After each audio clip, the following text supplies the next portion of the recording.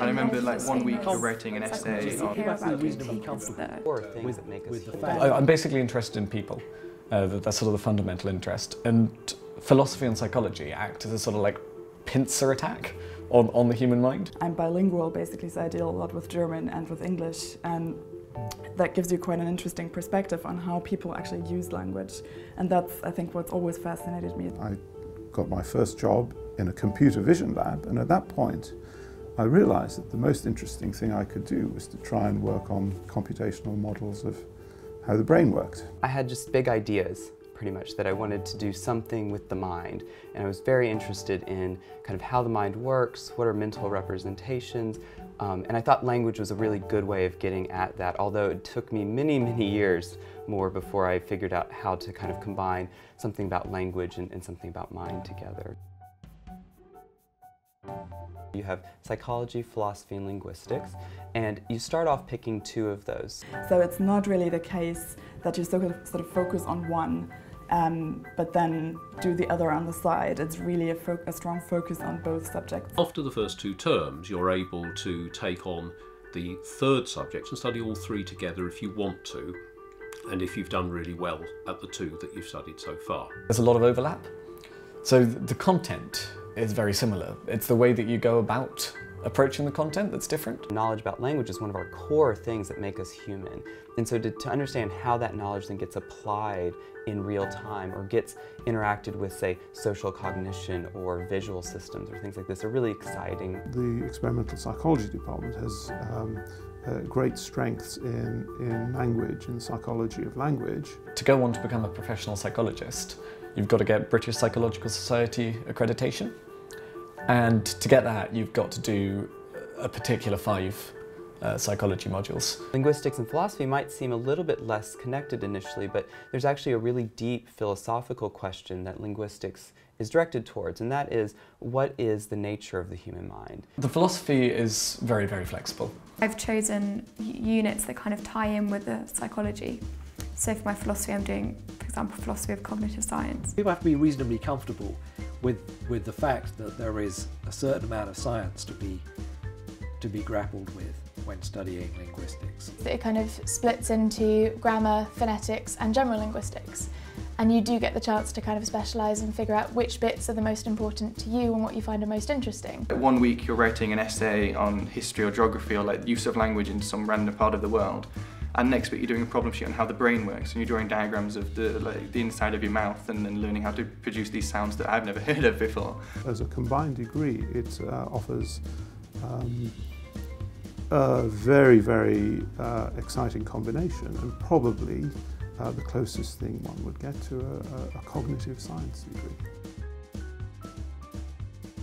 A lot of the different departments are kind of split into their different libraries, and so my library, which is kind of where I tend to live, is the Taylor Institution Library, which is a beautiful building, so we're really lucky. There's also like the Bodleian, and then you kind of have access to sort of you can have access to any sort of library that you want. A lot of the famous psychologists you hear about doing papers that are in the BBC and the Psychology Review, a lot of them are at Oxford.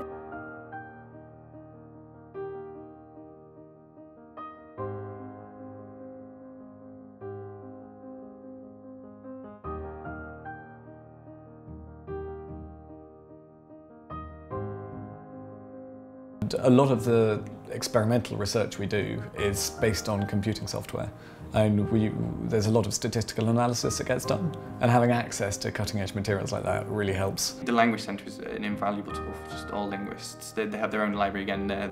In most other universities, a phonetics lab means a room with a few tape recorders and some computers and bits of apparatus. Here it's practically an entire department. We've got proper laboratories. You can go probably anywhere and get a basic linguistics course and a basic understanding, but here at Oxford we actually focus not only on just the kind of core pieces of linguistics, but really have expertise at a variety of different levels about how you can interact that kind of core knowledge with something like my specialty in psycholinguistics. The most important and unique thing that we offer are the people.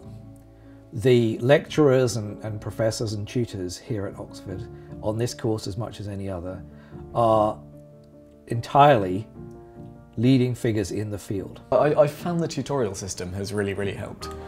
In a tutorial, you're sort of one-on-one with a world expert in your field. And as someone who likes to talk quite a lot, it's quite nice to have that focused time with someone who usually likes to listen. If I don't get something, I'd rather talk through it with someone rather than just like give up and go, okay, I'm never going to understand it. So I actually quite look forward to tutors, whether I've understood the work or not. They're really good at identifying what you can't do, and they spend as long as you want kind of explaining until you understand and until it's okay. You sit there and you talk through arguments, you find evidence, you come to conclusions in a far more sort of rigorous way. You can't sit back and just let it like rest on your laurels. You have to take it. You have to participate actively, otherwise they will pick you up on it. So you're kind of forced to enjoy it, and sometimes you're just forced to sort of like involve yourself. For the psychology, we have to do a fair amount of statistics, and those will always be problem sheets. You learn everything yourself. You do the reading. You go and find the topics, find the articles, and that can be hard to adjust to.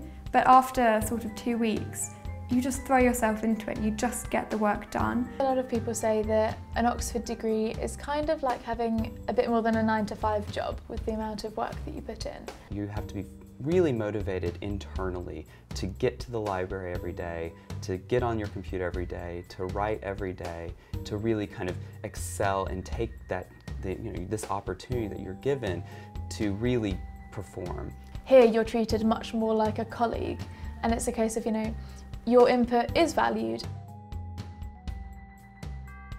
We understand that your application isn't going to reflect maybe that joint degree nature, and so if you come to Oxford during your interviews, you want to make it really clear to us that that's what you're really passionate about. However silly it sounds, like if you love something about your subject, however like geeky it may seem, just go for it. You don't understand at the time that you're not supposed to know all the answers.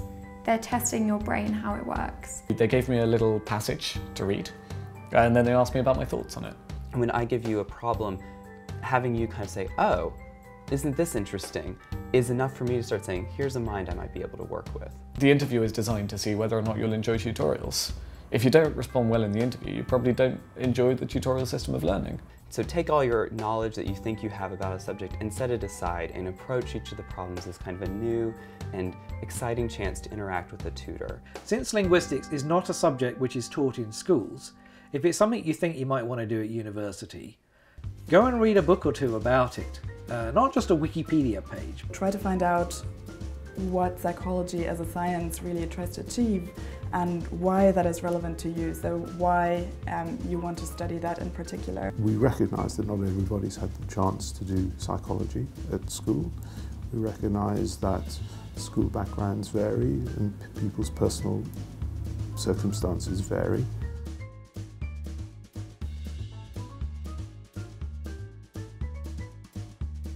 A lot of people do get a lot of A stars, but the way that Oxford works in particular is that they don't just look at your grades, they look at everything. When I found out I got in, I didn't really believe it. I opened the envelope and I just kind of stood there. I was like, wow. So I was quite nervous, and then I just sort of like took it away to my room, and I was actually so nervous. I remember I was shaking so much that it actually fell out of the envelope. Like I didn't actually open it myself; it fell out, and I actually I saw the offer come up on the floor. I was like, oh, okay, it's fine. But like I was that nervous. I was like, oh. But then when I read it, I was like, yes. I think you need to ask yourself some big questions. What are your interests really in? Are you really interested in something deep about human nature, and what are the best ways to think about that?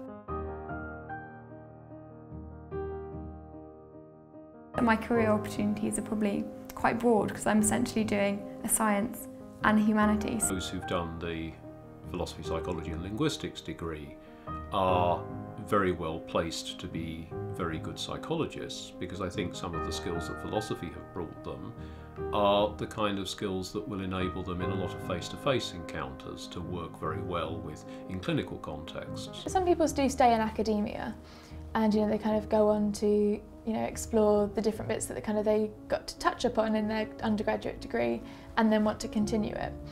I think for me, I'd rather kind of go into the working world. Well, I'm still considering teaching as a career, I've got to say. I mean, I've really looked into that this term. I'm still not 100% decided on that, but that's an option.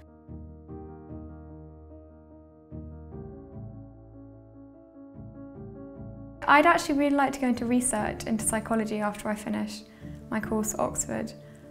It wasn't what I thought I'd do going into the course. I thought I'd rather do something to do with philosophy. I'm actually quite interested in editing and publishing, and which is something that I just kind of found out that I quite liked.